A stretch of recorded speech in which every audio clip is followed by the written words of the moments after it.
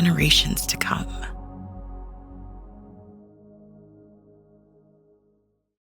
And welcome to another edition of the TDN Writers Room podcast. My name is Bill Finley. I'm a correspondent for the Thoroughbred Daily News and also the co-host of the Down the Stretch radio show on SiriusXM with Dave Johnson. Zoe Cadman here with First Racing. I'm in lovely Saratoga, and you can actually finally see Doodle. He's been doing a spot of yoga down there. He's on the yoga mat, and he is flat out. Just the two of us this week, so you'll have to listen to myself and Bill drone on and on and on. On and on. And the reason for that is Randy Moss is covering the Olympics for NBC. He's doing it, as he told us last week, out of Stamford, Connecticut. But his Olympic commitments got in the way of his doing the podcast this morning. So I'm sure we'll have Randy back next week. Lots of dancing horses. That's what he's been talking about all week. Dancing horses. TDN Writers Room is brought to you by Keeneland. All right, so we usually start the segment off with the best races of last weekend, and that's the proper place to do it. And we start off with the Whitney. Matter of fact, in a few minutes, we're going to have an interview we're going to play with Karl Glassman and his wife, Cathi, the owner of Arthur's Rides. Zoe, I was really impressed. I mean, how can you not be? This is a serious horse. He ran a 111 in the Saratoga Allowance win, a 110 in the Whitney. Was it the best Whitney field ever? No, but it was a pretty darn good race. He had horses like Bright Future in there, the Jockey Club Gold winner, and of course, National Treasure. And he just took it to him, aggressively ridden by Junior Alvarado. They dared them to come catch him, and they couldn't do it. He's sort of come from out of the middle of nowhere. You're going to find out in the interview we do later some of the setbacks they've had with him, but they're right where they want to be right now. They've got a stallion prospect. They got a grade 1 winner. They got a horse will be favored in the Jockey Club Gold Cup. Go for it. Let me just check my wallet right now, Bill, because I think it's a little fuller than it was last week, because I loved Arthur's Ride. All right. Going into the Whitney, 6-1 on the White Unicorn. And, you know, if you're going to try and beat a Baffert trainee, you've got to take it to him early. And that's exactly what Junior Alvarado did. He took it to them early. And, you know, they went honest fractions in there. 110-1 for the 3/4 split is racehorse time. National Treasure never got off to a good start, got dirt in his face, and he basically just threw in the towel.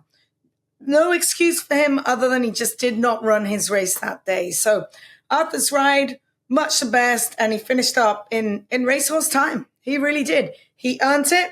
He was feeling well enough to drop Junior Alvarado on the gallop out and keep galloping along with Junior holding on to the side of him.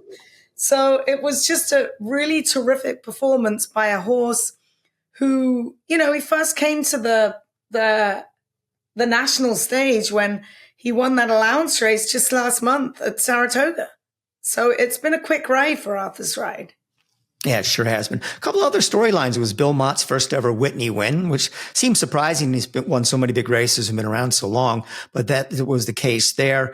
And National Treasure finished 6th. The closest he ever got to the lead was 3rd at any point in the race. Zoe, I was, I know what they were doing with Arthur's Ride being aggressive, but didn't you think National Treasure was going to take that same tactic? Got to go to the lead, come get me. And he just didn't have that early lick this time. He broke it just a tad slow, and things just didn't go his way. I honestly thought he was in a good spot. And for me, just watching the race, I give him no excuse whatsoever. Mm-hmm. Bob simply just said he didn't run his race, and that would be one to draw a line through it. So I guess we'll wait and see where he shows up next. I know one thing, watching him train the few days leading up to it, he looked great. And Simon Harris, who gets on him when Bob ships his horses out here, he's been on him a few times, said he's never felt any better. So for whatever reason, he just didn't run. And even if he had run, the way Arthur ran, I'm not sure he would have beat him.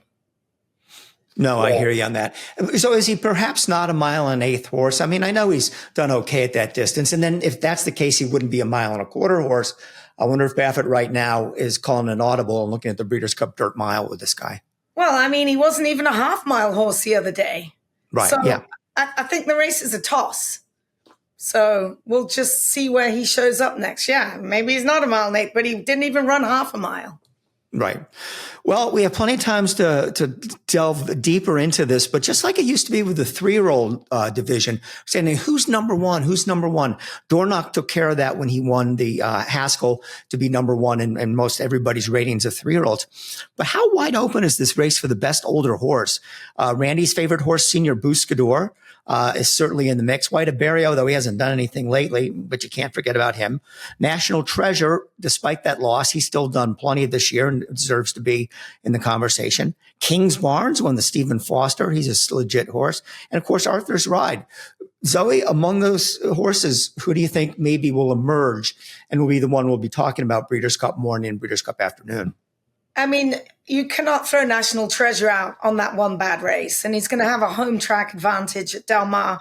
We know Bob does so well in California. So it's going to be National Treasure if all goes well with him. Arthur's Ride and King's Barnes is training up an absolute storm here at Saratoga. He's an absolute beast to watch in the morning. So we're going to see good things from King's Barnes. I believe those are going to be your top 3. And I mean, who knows what Brad's got in his barn coming forward as well. Yeah, he won the West Virginia Derby over the weekend. So it's never a quiet weekend this time of year for Brad Cox. Okay, the other Grade 1 race was the Test. There was supposed to be at least one other Grade 1 race on the card, but they took all the races off the turf.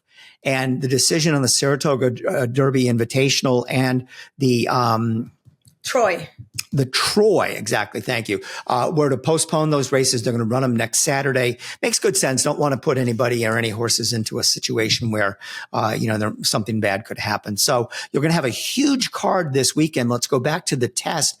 I guess we learned something about ways and means. I know the race was taken back a little bit or wasn't quite as strong when Brightwork flipped over in the paddock and had to be scratched.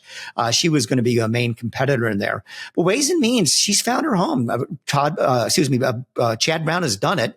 He's found the right spot for her. She's a filly sprinter, and I'm sure we'll see her in the Filly and Mare Breeders' Cup Sprint. Don't know if they'll run someplace in between there or not, but right now, she's kind of a horse that zigged and zagged and never really found the right fit. Now they found it. This is what she is. Yeah, she's a one-turn horse. I mean, if you just go back to her debut where she won by 12.5 lengths, she was absolutely terrific that day. She got hurt in the next race, the 2-year-old race, and now Chad has figured out what she wants to do. She looked like a cat walking around the paddock. She's just long and lean and just so beautiful to look at. She was just stunning in the paddock. I did think that Brightwork was going to be her biggest opposition. I was standing there watching Brightwork just walk around. When she reared up, she turned over. She didn't hit her head, but she did have a cut just below her knee. So they did the right thing and scratched her. We'll see her fight again. But ways and means, God, she's beautiful. She really, really is. And you know the scary thing? As many good horses as Klarovich buys, now they're breeding them. And they're breeding good ones. I mean, pretty soon he might be like, why am I even bothering going to the sales? This is ridiculous. I'm just going to breed them all. It's working. So she's good. So let's head out to California. And a horse that really doesn't get probably nearly enough credit for what she's accomplished this year is Adair Manor. She won the Clement HIrsch. She's won 8 of her last 10 starts. She didn't get the greatest of trips. Usually she wants to go to the lead. She got shuffled back and at one point was 5th down the backstretch. But she looked like she was ready for a big effort, and it did. She swooped by Selah, that horse that was a Judman horse, to win. How about this? Can we get as lucky enough to have an Adair Manor versus Torpedo Anna showdown on the Breeders' Cup Distaff? Yeah. I mean, maybe. Well, it depends what Torpedo does in the Travers, right? Mm-hmm. I mean, if she trounces the boys in the Travers, who knows? Maybe she'll go to the Classic. Could be, yeah. Adair Manor's just great. I mean, we should just have Randy send in a clip and he could just do the segment on Adair Manor alone. Was she 10 for 18? She's made $1 million this year. She's now a $2 million earner.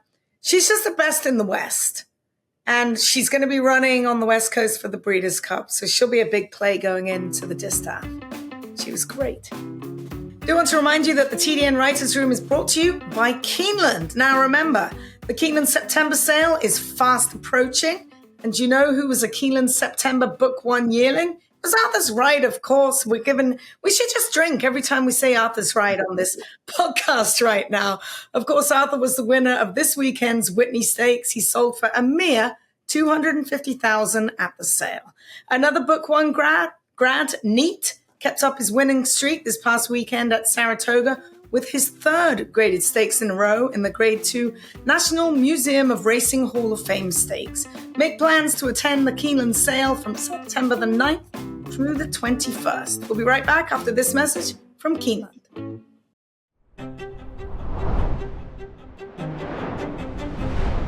Good afternoon, ladies and gentlemen. On behalf of the management and staff of Keeneland, I would like to welcome you to the September yearling sale. Good to have you back with us.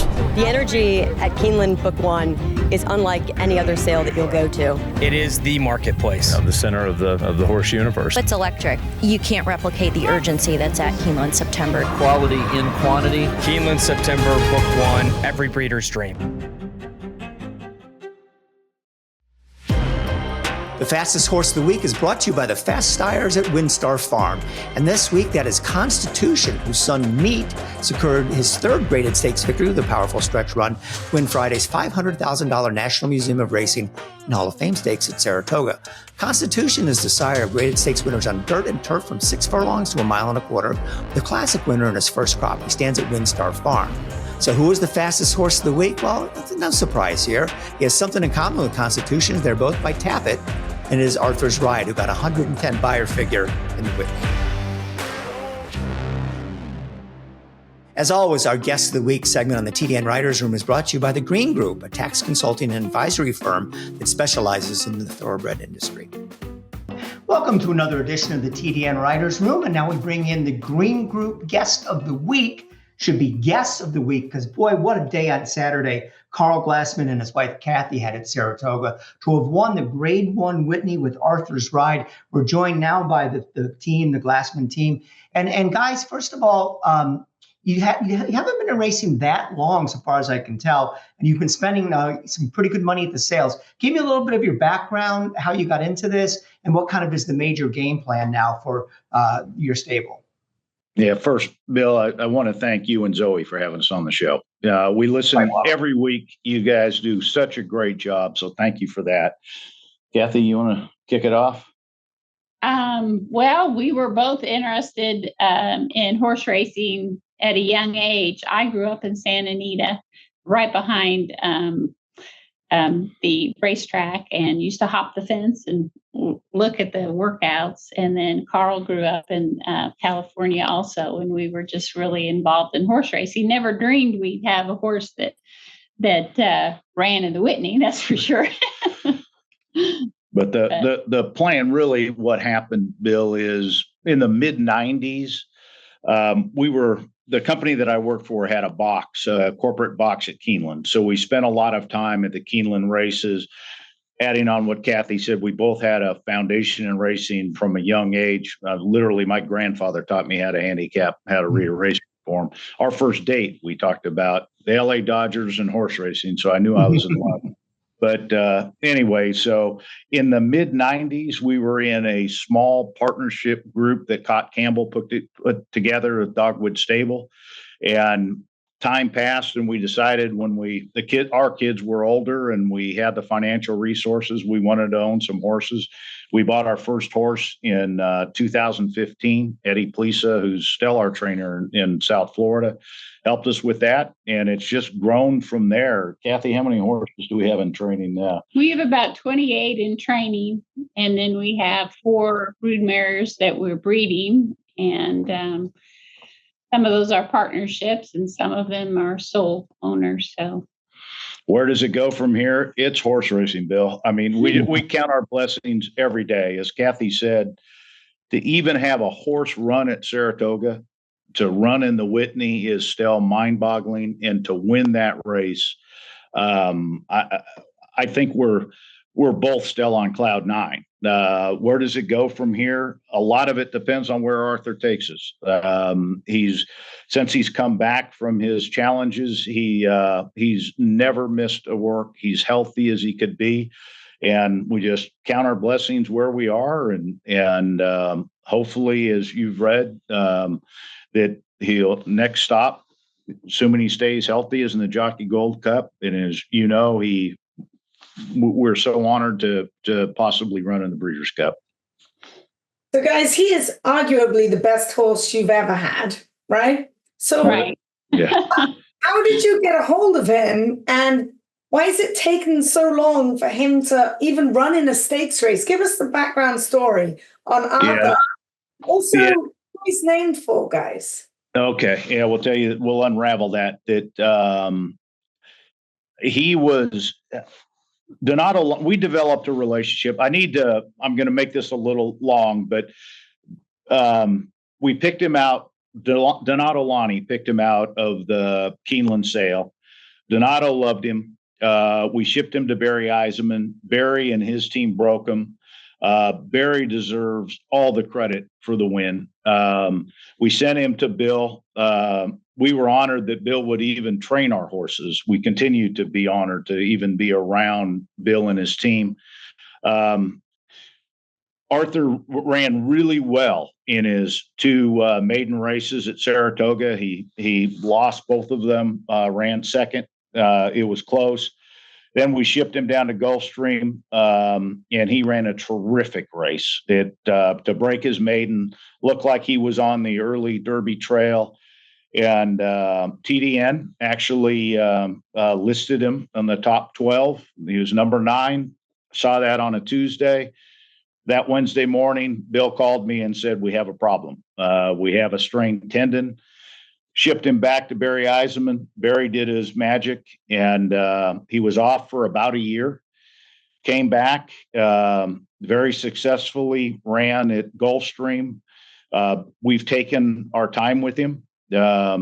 Shipped him from there to Churchill on a really tough bottomless track. Didn't run well, and Bill never lost the faith in him, and shipped him up to Saratoga on Belmont weekend, and he won that allowance race impressively.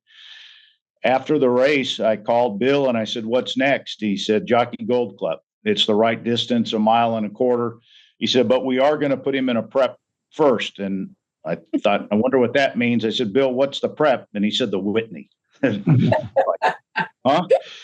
And, I knew that Bill had never won the Whitney. So to be a part of Bill's first Whitney win, incredible. Absolutely incredible. So, Karl, I remember running into you in the paddock, and you came up to me and you were like, Zoe, I can't believe we have a horse in the bleeping Whitney.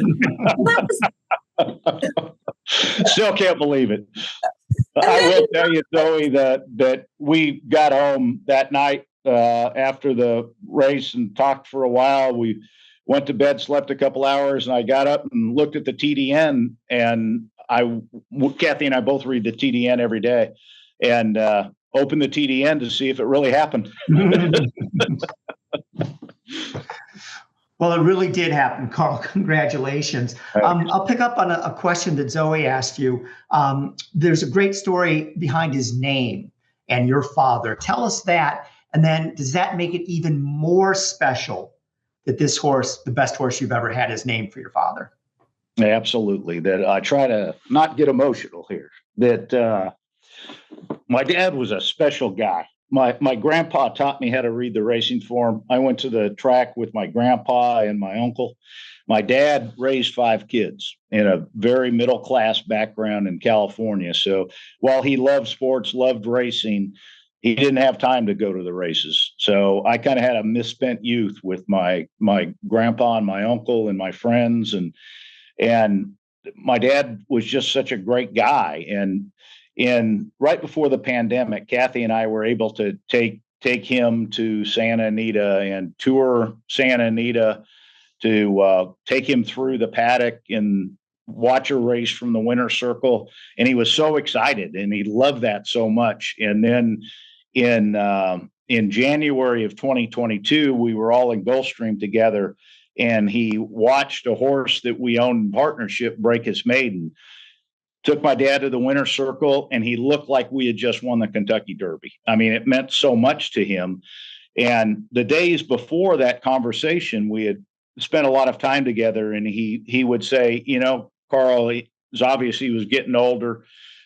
certainly of sound mind and body, but he said, I've had such a great ride.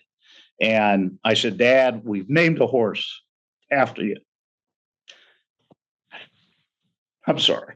I mean, so that's how Arthur's ride came to be his name. So, yeah, thanks, Kelly. I mean, so after the race, to have him named for my dad, and my sister Linda was there. All my other siblings were watching on Fox. Cathi, who's been through the ups and downs of horse racing with me. Zoe, for you to be there, it's just been wonderful. And, Junior Alvarado just gave him a sterling ride. And if people don't think jockeys are athletes, you need to watch what happened after the race. I know, it's insane. What did he say? Yeah, he just said Arthur just wanted to keep on running. He didn't want the race to end. Yeah, and he ducked a little bit. For those of you that haven't seen it, Junior came off him and then held him, ran with him. Junior's quoted as saying, "I didn't know my feet could move that fast." And put his shoulder in front of him, slowed him down, and then pulled himself back up on him, went to the winner's circle. And it wasn't until Sunday morning that Cathi and I even knew that had happened. What a spectacular day in every way. And guys, you have the full sister to a grade 1 winner now in genetics. She went back to the well. What can you tell us about her? Because she just broke a maiden in July. That's right. Yeah. Zoe, thanks for bringing her up. That when we went back to the Keeneland sale the next year, Donato showed us a filly, and he said, "I love this filly. She is absolutely a beautiful filly." And I said, "Donato, he really looks at the pedigree, but he was really looking at how she was built." And I said, "Donato, you do realize that's Arthur's sister." And I think he knew. But based on Arthur's early works, that we decided to buy the filly, and she was entered yesterday, cross-entered at Ellis and Indiana Grand. I'm calling it by the wrong name now, but anyway, that we scratched her, and she had 7 starts. Zoe, you're right, broke her maiden last time out, in the money 6 times. But we're going to sell her in the November sale. So with the Keeneland sale, our friend, we have a lot of advisors in this business, and one of them's Len Green. So to be on the Green group is really important. But Len always reminds Cathi and I that this is a business and it's about timing. And so Arthur has helped her value. Absolutely. Wow. And Cathi, you're so ingrained in this sport now as well. And I'm going to give Kitty's Jewel Box Racing a bit of a plug now. You've gone out on your own with the ladies and Jewel Box Racing. What can you tell us about Jewel Box Racing? Well, it's a fun group. It's a lot of women that don't know much about racing. So it's really fun to see them kind of learn everything about the racing. But we have 2 jewel boxes now. So we have quite a few horses. We had our first one run with one of them yesterday and got 3rd. And she was really good. They get really, really excited. So it's a fun group. Yeah. So, that's Kitty Day, and who owns Warrendale Sales, who will consign genetics into the November Keeneland sale. So it's a good, and as you know, Zoe, Marette Farrell, who does a terrific job, does all of the picking of those horses, and we have a woman trainer, and we have everything is geared after the ladies. No men allowed, guys. Sorry. It's okay. That's right. Well, I'm going to barge my way back into the conversation, whether you like it or not, Zoe.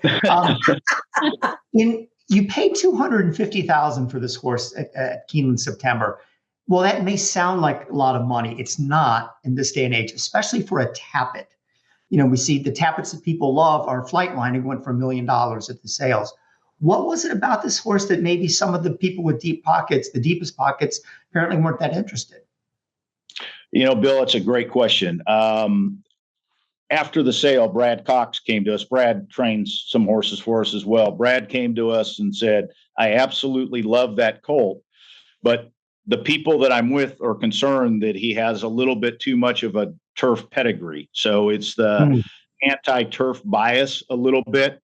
The fact that his dam was a Canadian turf champion spoke to his genetic talents. I do believe that Arthur probably could run well on the turf. I suspect he'll never see it. But we'll in it. But I think, Bill, I think that's why he was relatively early in the sale as well.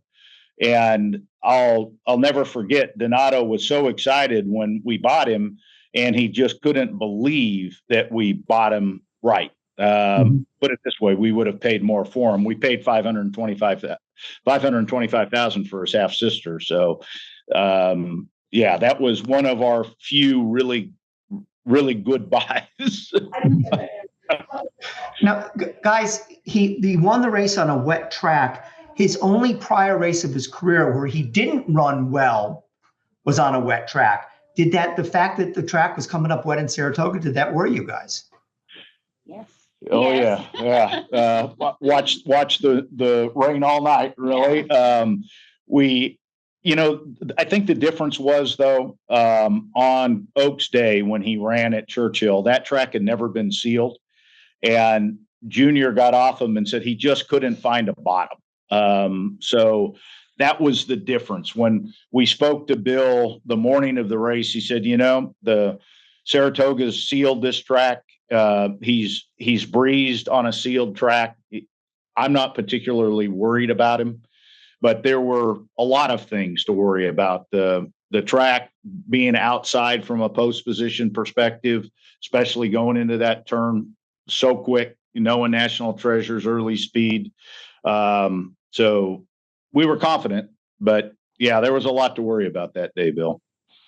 Now, guys, with the Grade 1 win, you also not only have the winner of the Whitney, you've got a stallion now.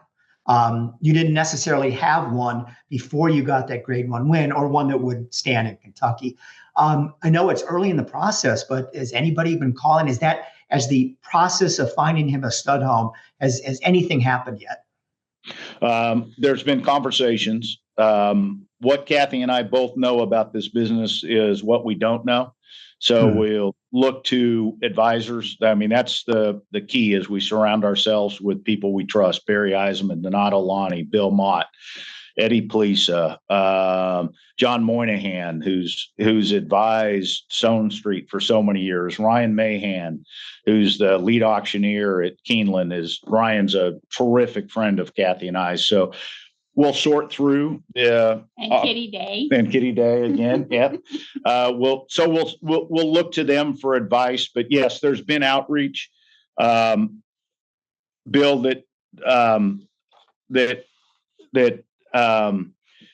Bill Mott said, this is a stallion. He should be a stallion.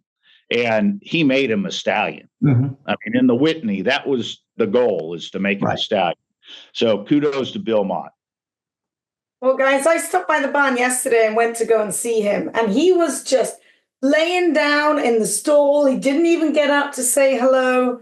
And we were talking to Neil and his lovely wife there, and she was saying that he can be pretty tough in the morning. She said he likes to rear up, and he's a bit of a handful, and he's been a bit of a project. But since day one, they said they knew he was something special. The white unicorn. Right. Yeah. Like his nickname. You dubbed him properly. And you know that Brittany, his exercise rider, loves that horse, and she's done a great job with him. Neil, Bill's assistant, and the groom. That team, Bill's team, is so good. Arthur is a handful. He likes to do his job. He likes to work. He likes to run. Bill, you'll like this one. I asked Bill Mott. I said, that there's only 28 days between the Whitney and the Jockey Gold Cup. Does that bother you? He said, not at all. He said he loves to do his job. That's the way we always ran him. And, that spacing doesn't bother me at all. I mean, this is a tough horse. Bill does love that. Bill does love that. Yes, you know me too well, Zoe. Well, I listen to you every week, Bill. I do think you'd like that. I had to get that one in there. Right. We are a little disappointed. No pink shirt today, though, Bill. I'm waiting for Travers Week. That, of course, is in reference to wearing pink shirts for Torpedo Anna, as Kim McPeak suggested. So I got to run out and try to buy one, though. I still need to have one right now. So, you got something to say to Bill? I think we've got to tell you, Bill, you'll look good in pink, and Zoe is always right. Guys, you won the bleeping Whitney. Well done. Hey, again, thank you both. I mean, it's an honor to talk to you and to be on the writers. No, thank you, guys. Congratulations. Thank you so much. Very exciting. Thank you. As the Green Group Guest of the Week, Karl and Cathi Glassman will receive a free 1-hour tax consultation with the Green Group, where they will attempt to save him money on his taxes. To find out how the Green Group can help you, visit www.greenco.com. When it comes to the horse industry, tax laws are complicated and unique. That is why most people overpay on their taxes. Why not get a second opinion from the top-rated accounting and tax firm in the thoroughbred industry? With over 800 clients in the horse business alone, the Green Group has the expertise to save you taxes. There is a reason the most successful owners, breeders, trainers, vets, and horsemen use the Green Group as their tax advisors. We save you taxes. Over the past 40 years, the Green Group founder, Len Green, has owned and bred some of the best racehorses in the history of the sport. His DJ stable competes at the highest level and has received the game's most prestigious honors. Len Green's in-depth, hands-on industry knowledge, combined with current-edge tax-saving strategies, produces positive tax-saving results for clients. Take advantage of this special offer. The Green Group will give you a complimentary and confidential review of your tax return. Contact us at 732-634-5100 or visit our website at www.greenco.com.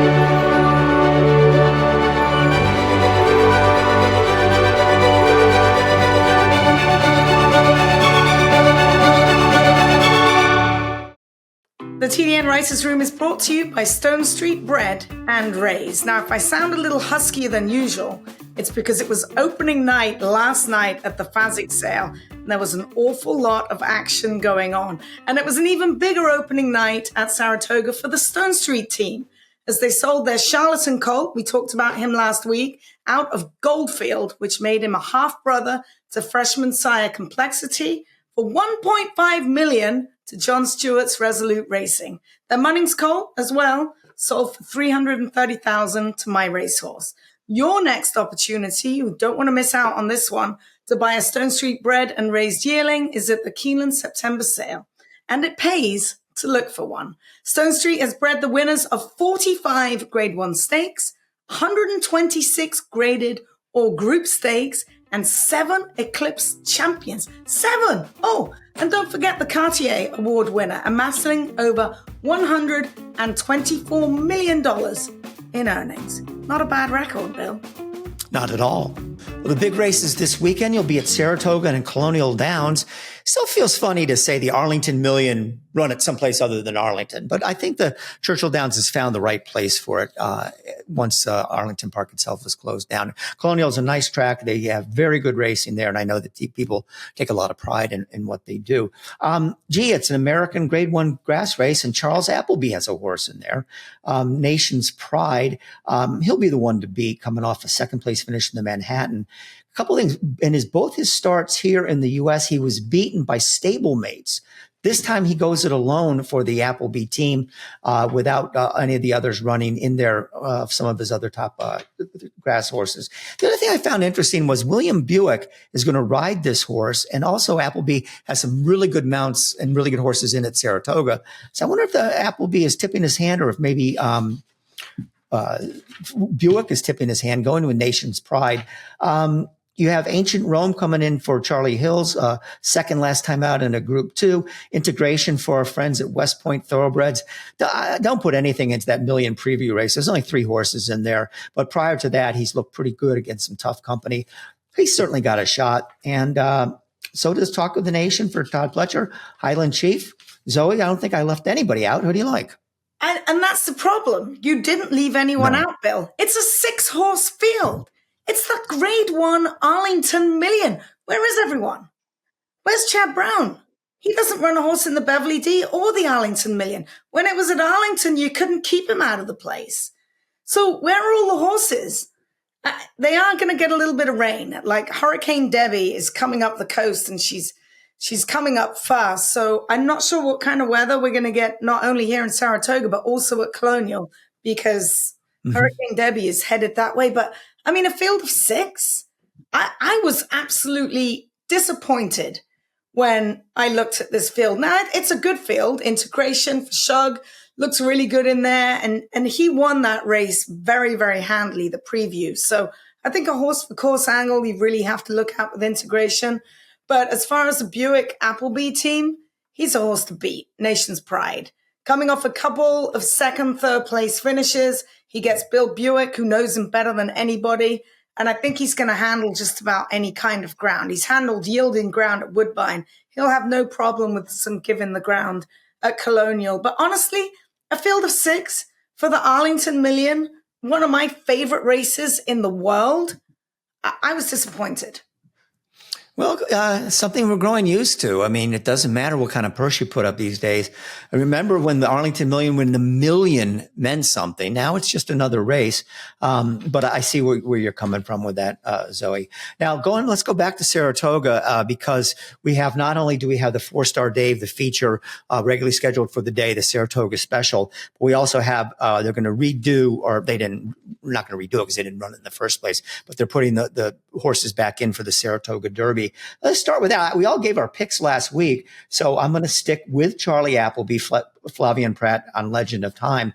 There's now a couple of these horses are cross-entered at Colonial and the Secretariat Stakes, but there is an interesting new shooter in here that was not entered first time around. Tri-Carry from trainer Graham Motion, who won the Grade 1 Belmont Derby last time out. So I don't know which race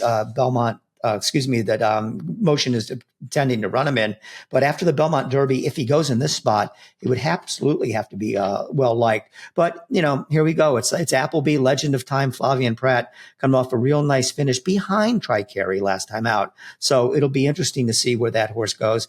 And also Carson's Run, again, from our friends from West Point, and all the work that we've talked about the young man Carson, who has his physical problems, and the relationship that West Point Thoroughbreds has developed with Wade Yost. God, always root for him too.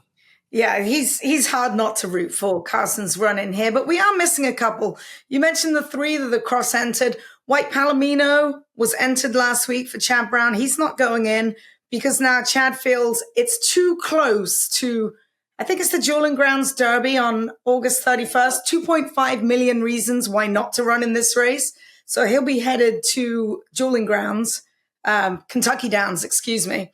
So he's not in there. And also Diego Velasquez, which I found really interesting. I know we've got some rain coming in and he doesn't handle the soft turf the best, but I did see him train on the main track the day after.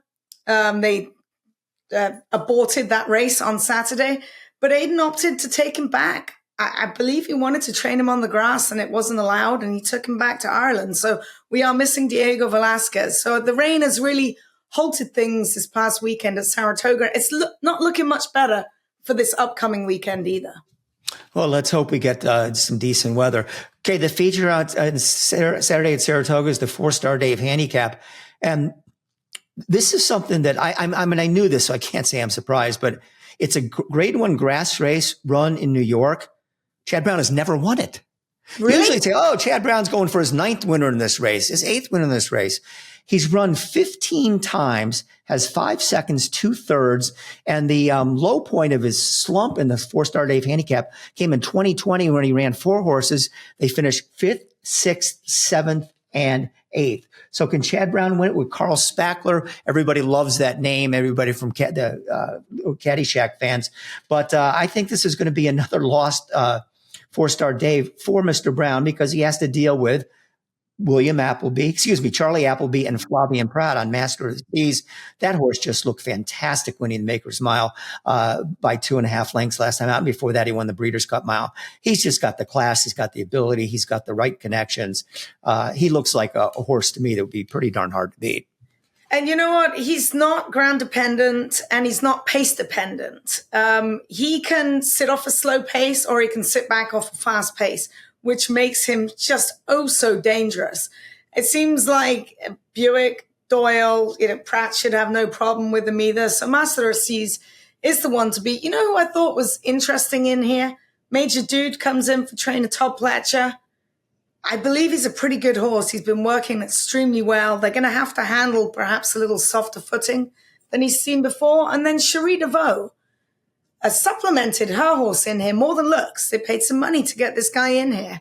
And he's been training up a storm as well. So if you're looking for a long shot, I'm not sure what kind of a price you're going to get because you're picking up a Rad Ortiz. But more than looks is interesting. Sure. Yeah, and you're right about that. The prices will dictate a lot of our betting strategies. So I want to ask you this, though. I want to come back to the William Buick situation. So Appleby has Legend of Time, who will be the favorite in the $600,000 Saratoga Derby Invitational. Then in the Fourstardave, he has Master of the Seas, who will be the favorite. That race is worth, let's see, where's the person there? $500,000. What do you make of him going to Arlington Park going to Colonial to ride that horse when Appleby has such a strong hand at Saratoga on Saturday? It looks like he's got a chance to make more money at Saratoga than he would at Colonial. But, how do you think something like that went down? All I can think of is it's the Arlington Million. There's only one. So you send Buick to ride the Arlington Million. Buick can ride anywhere. They've got Pratt. He's very able to take over. So do they like the horse running at Colonial more than they like the one here? I doubt it. So I don't know who had the choice. We'd have to ask Charlie. All right. Well, it looks like could be another very good weekend for the Godolphin Charlie Appleby team as they are loaded both at Saratoga and at Colonial Downs for the Arlington Million. The TDN Writers Room is brought to you by the Pennsylvania Horse Breeders Association. This past week, the Thoroughbred Owners and Breeders Association announced the State Breeder of the Year and the Robert N. Clay Conservation Award. The Pennsylvania Breeder of the Year is Forgotten Land Investments Incorporated and Black Diamond Equine. That's Christian Black, breeder of Angel of Empire. The Pennsylvania Horse Breeders Association is proud to announce that the Robert N. Clay Conservation Award will be given to Castle Rock Farm, co-owned by longtime breeders Peter Giangulio and Barbara Gerety. The award recognizes a member of the thoroughbred community who has made an outstanding contribution to preserving land for equine use. Big clap of the hands for that. I think that's brilliant. All right, we'll be right back after this message from the PHBA. The PA Horse Breeders Association presents the new and improved Pennsylvania Stallion Series. 6 $100,000 stakes for PA-sired PA breds and parks. 2 6-furlong contests on PA Derby Day. The 2-year-olds then go 7 furlongs on December 30th. The last 2 races are in August 2025 for 3-year-olds. Then $50,000 in breeder bonuses go to the top 3 horses in the series. For more, go to pabred.com. Well, guys, it only took over 4 years. What's 4 years when you're trying to figure out the ins and outs of horse racing? But yes, I actually thought maybe they were just going to hope everybody forgot about this. I'm talking, of course, the Saudis with the Saudi Arabian $20 million race, Saudi World Cup, won in the first year by maximum security, one meaning he crossed the wire first. That was 1,616 days later after the race had been decided. They finally came out and did what we knew they were going to do all along. They disqualified Maximum Security and they moved up Midnight Bisou and everybody else. But I mean, that's a pretty stiff kick in the butt to the owners of Maximum Security, Gary and Mary West and Coolmore, because the winner's share of the race is he makes an extra $6.5 million, the difference between first place money and second place money. Why they took so long, what was the point of that? I have no idea. But they finally did something that we knew was going to happen after all. And you know what? This couldn't have happened in the U.S. as we have very different rules. And because he didn't test positive in the Saudi Cup, there would be no way to suspend him if we were going by U.S. rules. But the Saudis said, we don't care. The trainers admitted cheating with his horses, and we think he cheated with this horse. So forget about it. We're taking the win away from him. Hold on. Hey, Jeff Bloom, what are you doing tonight? You're just $6 million richer. Yeah, I'm available. Let's go. Yeah, honestly, when I read that, I was like, is this an April Fool? Like, why it's just taken so long to come to fruition? I mean, when we were at the 2-year-old sales in the spring, they'd announced that it was ongoing, and I'd actually spoken to Jeff, and I'm like, did you get the money yet? And he said, no, it's not official yet. So hopefully, maybe we'll talk about this next week when Jeff has a few extra zeros in his bank account. Well, he has it coming his way, and job well done. That was a great effort by Midnight Bisou, the filly, trying to beat the boys in that race. Okay, so I know I'm sometimes guilty of just getting hooked on different ideas and never knowing when to shut up about them. But I'm going to come back to something that I said and it was written before. I love this horse Next that won the Birdstone. He is so cool. He goes out in these races and, mile and a half, mile and 3/4 or whatever. He didn't just win. He wins. He destroys the competition, wins by 20 lengths, 22 lengths. The race that they ran in was really the Birdstone, a mile and 3/4, but it didn't attract any quality horses. Of course, he's going to win that. But they're saying they like the fact that these longer races, the pace is different. He can just lope along. Well, the Jockey Club Gold Cup is a mile and a quarter. He hasn't won at a mile and 3/8 this year in the Brooklyn. So is that really that big a difference to go back another eighth of a mile there? And my other point about this is if he runs dead last, which I don't think will happen, what have you lost? You just miss out on one of these $150,000 races that he's going to win by 65 lengths. And if you win, found out, gosh, we have one of the best horses on the planet. Go for it, guys. Give this horse a chance. Yeah, it's tough. It's tough because, you don't get that easy lead in the mile and a quarter races like he's been getting. And he's a good horse. He's on top of the world. Do you want to break that confidence in that horse and break his heart? He's so much fun to watch. I believe they're going to run him in the Jockey Club Gold Cup, and kudos to them for doing it. But the race shape is just completely different. He's not going to get that easy lead. He's going to be going head to head. It's just harder for horses to do. It's like you see these 5 claimers winning by 20 and then they get put in an allowance race. And they run the same time, but they're running head and head against other horses. They're not dominating. And we don't know how good Next is. I can't wait to see him. And I'm almost positive that they will run him in the Jockey Club Gold Cup, which I can't wait to see. But, I wouldn't. If there was another Birdstone coming up, I wouldn't blame them if they ran in that again. I really wouldn't. Well, the other spot is the Greenwood Cup, that race on Pennsylvania Derby Day at Parks, which is a mile and a half or something like that. Didn't he win that last year? Yeah, I'm pretty sure he did. Yeah, and then he got sick before the Breeders' Cup, didn't he? Right. So he wasn't going to run in the Breeders' Cup race. He was going to run in that Thoroughbred Aftercare Alliance race. It's always part of the Breeders' Cup card. Anyways, like to see him run in the Jockey Club Gold Cup, and then he can run in the Breeders' Cup Classic. It would open up a whole new world for him if they give him a chance in that. The XBTV work of the week is She Feels Pretty. The Cherie DeVoe Charge worked in company with stablemate Taking Candy on the Oklahoma training track at Saratoga. That She Feels Pretty on the outside, and they hit the wire together in 48.48. She Feels Pretty won 3 of her last 5 starts, including the Grade 1 Talma Stakes at Woodbine at 2. She was 3rd last out in the Grade 1 Belmont Oaks Invitational and is pointing to the Lake Placid Stakes on Saturday, August 17th. We'll be right back after this message from XBTV. Be a smarter, better with XBTV. The best horses. With thousands of exclusive morning workouts. All at your fingertips and delivered right into your inbox. Everything you need to be informed. Be smart.